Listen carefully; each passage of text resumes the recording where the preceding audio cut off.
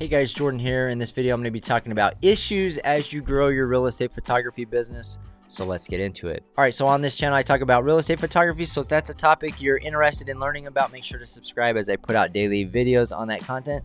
In this video, I wanted to talk about some issues as you grow. Now, for those that don't know, I've been in this business for almost a decade. I started by myself. We now have over 100 team members and we operate in multiple markets across the United States. But yeah, there are definitely issues as you grow. And from my experience, it's like every time you triple in size, your systems break, your things break down. You got to kind of relook at leadership and whatnot. There are definitely a lot of issues as you grow, right? So as a solo person, it seems like there's always issues, right? Either you're too busy or not busy enough, or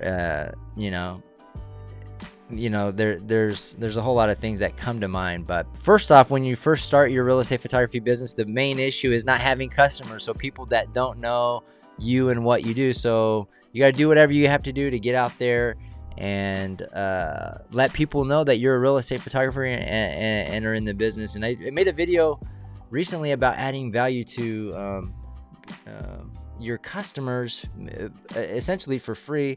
That's kind of a win-win for you and them. But anyways, in my head, I'm just thinking about some of the students that I have that have purchased my course, and I'm kind of helping them through this process, focus on activities that are going to help generate business for them long term. But man, I think a lot of people get into this business not understanding the amount of work that has to go into it. You have to be really committed to contacts and be very disciplined to get off the ground. And a lot of times you got to be out of your comfort zone. I remember when I first started, I didn't know too much. I didn't have a whole lot of contacts in the real estate industry, even though I was a licensed real estate agent at the time.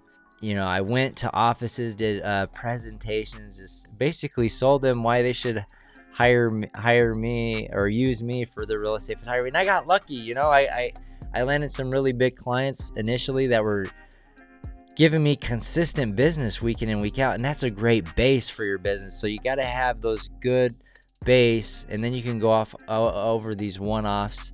You know, sometimes you have to offer discounts or whatever to get your feet off the ground. We don't really do that anymore. But yeah, the obscurity is really the biggest issue that you have. Then you grow, and I remember I grew. I was like, and sometimes days I was doing like 8 shoots a day, and this is doing sign installation business as well at the same time. So that was the bulk of our shoots, right? We would take pictures, and then I would install the sign, install the lockbox, and it was definitely had its challenges, especially when you hit sprinkler lines and it put you behind schedule. So anyways, then you get overwhelmed with work, and it took me about 8 months, I think.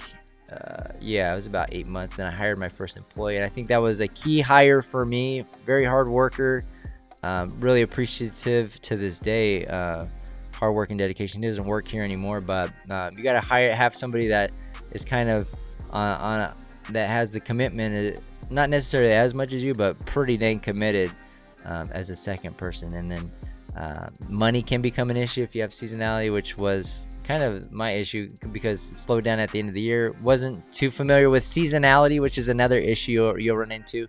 So I was paying him a lot more money than I was making at that time. And then sacrificing, I think multiple years I didn't really make that much money because pretty much all the money that I was making, I was reinvesting it into the business in terms of equipment, signs or posts. There's an infinite amount of things that you have to spend money on in your business to grow it. So there's that variable. So as I was starting the business, those are the main issues that come to mind. It's really a balancing act, and then the cash flow thing can be a problem if you don't manage it well. It has been an issue even later on down a few years in. I think even the first year I remember the first year we made over $1 million in revenue that year, and then we were having cash flow issues at the end of the year, and I was like, oh my gosh, because when I left my corporate America job, I had a 401k, or I had some money, retirement money, in the case of an emergency, and I didn't need to use that when I first started. I was willing to, but I was willing to work really, really hard to not have to tap into that, because as you may know, I was the only provider in the family. I had kids, and my wife stayed at home with them, so she didn't work. So a few years into the business, and we made $1 million, and I'm like,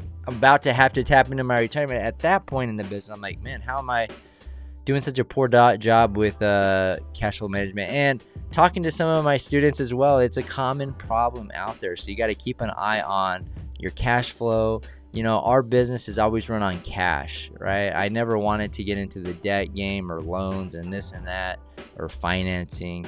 It's just a good way to hold yourself accountable and to not get behind or put yourself in a bad situation, you know, because right now we're in a situation where rates are going up. Luckily, I don't have any debt on that side of things, but you know, those that do, they might be hurting more with increasing rates. So anyways, I don't want to make this video too long. I just wanted to kind of go over some issues that you can expect as you grow your business, and just kind of anticipating those and thinking about it, you know, how you can strategize about hiring the right people, when the right time is, having money set aside for these individuals, and then just managing your resources, right? I think it's more a resource management. The cash is important. So it's a balancing act, spending money on customer acquisition.